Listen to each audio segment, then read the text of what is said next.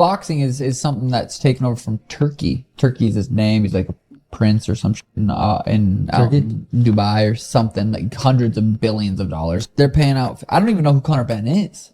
I don't know. He like supposedly is a pretty big name in boxing. But I've never heard of him. Crazy, bro. Like, yeah, they really paid this is Ben Johns? Conor Benn. Conor. They really paid him $15 million. It's like, I wouldn't blame you for going to box. Yeah, it's crazy how you just put in so much work in the UFC, to build this name, create this character, be this star. It's like, I'm not making $15 million fight. It's also a business. If they think that's a good business move and that guy's going to bring in money, it's like, I get it. I don't take anything personal in business. Business is business. He hates Oscar De La Hoya. He hates Eddie Hearn. He hates these people. He's like, hey, let's take their biggest star and pay him, even if it's $15 million for, like, I could see it being out of like an ego thing. I guess it's a business thing too. You bring in a legit guy. Yeah. Again, Former UFC champion Sean O'Malley expressed complete shock and frustration over Conor Benn's reported $15 million payday with Zuffa Boxing, Dana White's new promotional venture. O'Malley, who considers himself one of the UFC's biggest current stars, couldn't believe that someone he claimed he wasn't even familiar with is earning such a massive sum for a single fight. He emphasized how UFC fighters dedicate years to building their brands and reputations, yet rarely see payouts anywhere close to the $15 million figure reported by veteran boxing journalist Dan Rafael for Benn's one-fight deal after leaving Matchroom Boxing. And, $15 million for one fight, it's crazy because what's going to happen after this fight, right? Is the $15 million worth having Conor Benn? It's the first time I've heard of him. From what everybody tells me, he's a very good boxer, but is Khamzat Chimaev making $15 million? Is Ilia Topuria making $15 million? Merab Dvalishvili making $15 million? We don't know because those numbers are always hidden. But I truly believe it's a flex from Dana White paying Conor Benn $15 million. Demetrius Johnson weighed in on the Conor Benn payday discussion during his YouTube show, also admitting he wasn't familiar with Benn before the news broke. Rather than expressing frustration like O'Malley, Johnson offered a different perspective, suggesting the reported $15 million deal might be Dana White's way of demonstrating his willingness to pay substantial money when the circumstances align properly.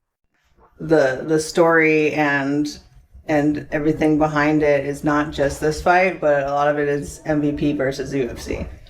And that's where I'm going to fucking go real hard in the trenches. We're helping them because they're suffering from a lack of competition. Yeah. And they can't just make a class action lawsuit every couple of years at cost of doing business. And so I'm really trying to help Dana out.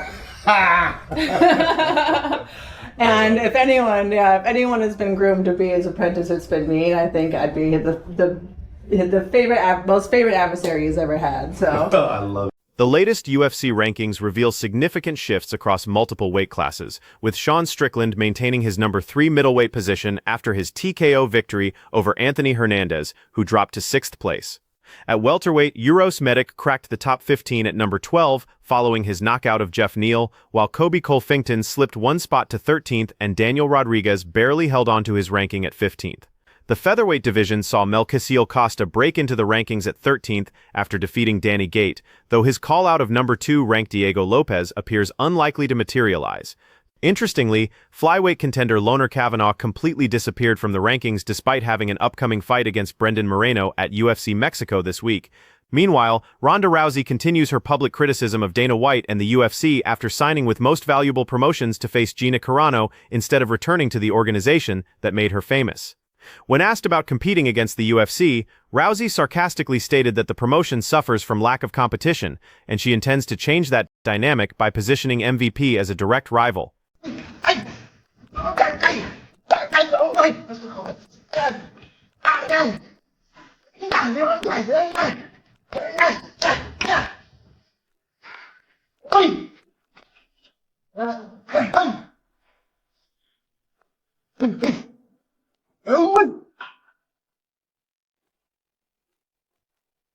Conor McGregor maintains his relentless campaign for a UFC contract, marking day 15 of his I accept send the contract social media push, while sharing fresh training footage to prove his readiness.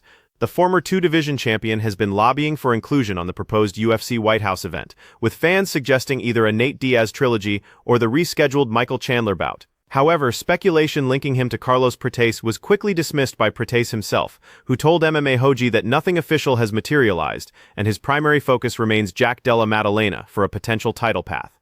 Simultaneously, Olympic gold medalist Gabel Stevenson's impressive 3-0 start in mixed martial arts, including his recent TKO victory over an 11-3 opponent, has sparked debate between Kamaru Usman and Henry Cejudo on whether he's ready for UFC competition, with Usman advocating for the move, while Cejudo suggests more seasoning is needed. Gable Stevenson is doing some things now, and he's learning at a rapid pace. He's fighting somebody that's 11-3, bro. That's a good record. What I did tell Gable Stevenson, Gable, really take your time. Don't sign with the UFC just yet. I would look at maybe getting like close to 10 fights before you do decide. What? I would say maybe 4 more fights before he signs with the UFC. I think the more the merrier, bro. Quite honestly. So you want Gable to fight his first fight in the UFC at 55 years old at this rate? That's what you're saying?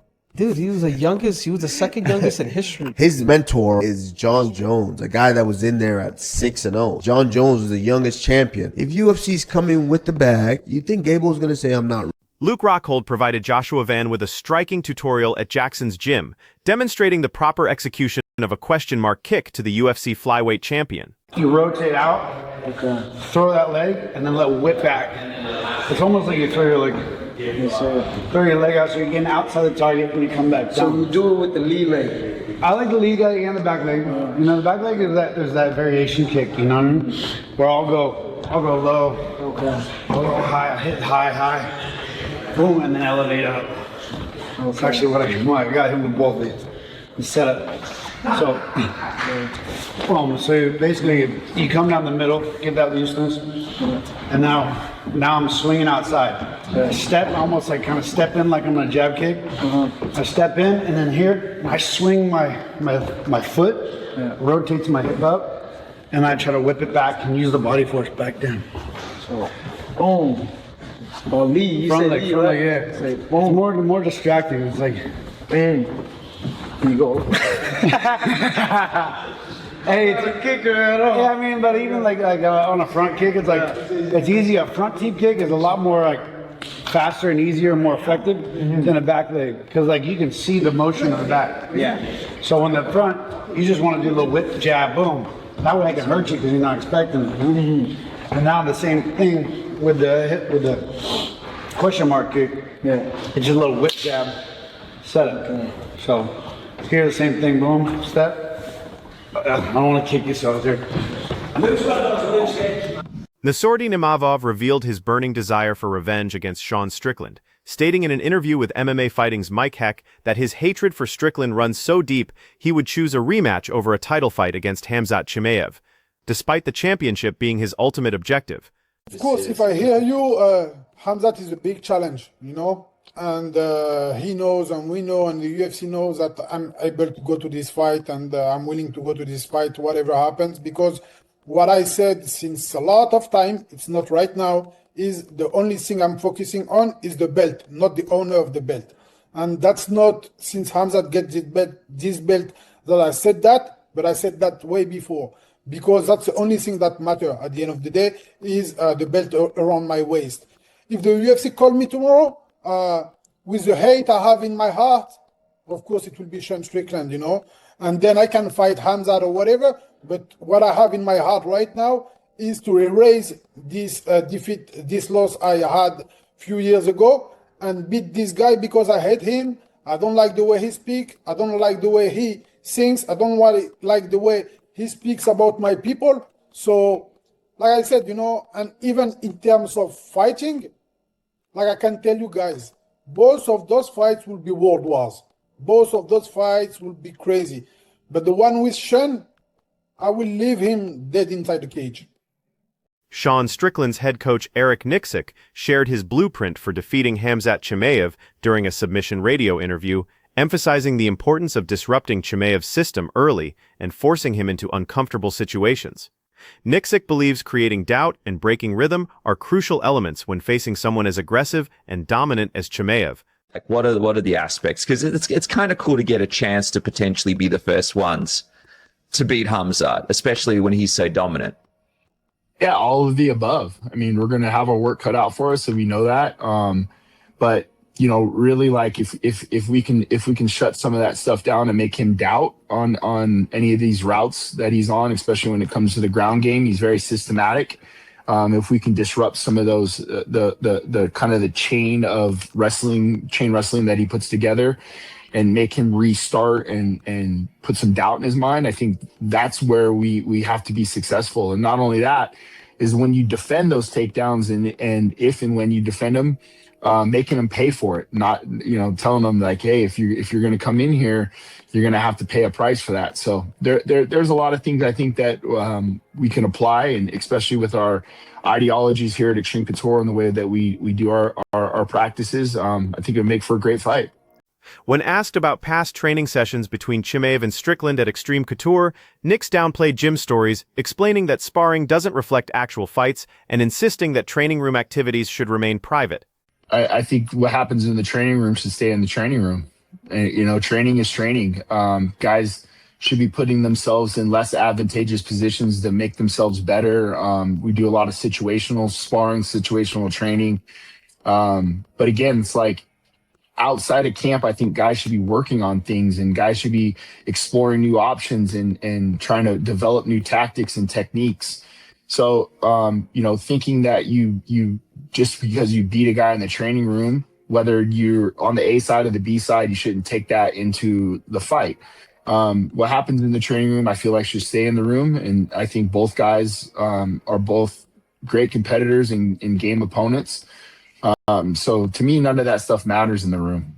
The heated rivalry between Khamzat Chimaev and Sean Strickland intensified on Monday night when Strickland accused the Chechen fighter of running from him, tweeting, "Keep running, Chechen. I know the score, you know the score," along with a poster teasing their potential matchup. Chimaev quickly responded by accepting the challenge, writing, "See you soon, boy," escalating anticipation for what could be Strickland's next title shot opportunity.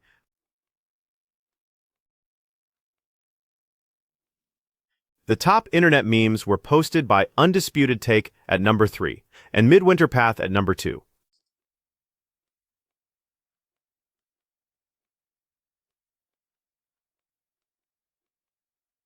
Show Me the Money claimed the #1 meme spot this week. Thanks for watching, everyone. Make sure to hit that like button and subscribe for your daily MMA content. See you all tomorrow for more updates.